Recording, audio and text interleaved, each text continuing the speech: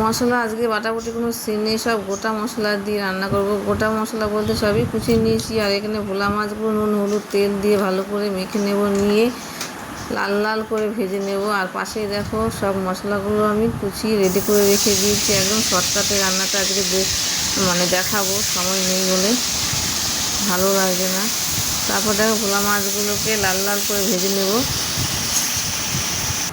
ভাজার পরে এখানে যে গোটা মশলাগুলো কুচানো মশলাগুলো যে রয়েছে সব একের পর দিয়ে দেবো তেলের মধ্যে।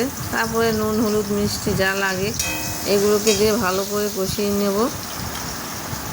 নেওয়ার পরে দেখতে থাকো ভোলা মাছের ঝাল।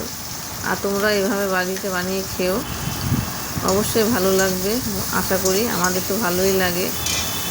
আর ভোলা ঝাল বলতে আমরা অনেকেই বুঝি যে সর্ষে বাটা দিয়ে ঝাল হয়। এইভাবে কি ঝাল হয়? এইভাবে ঝাল খাওয়া যায়।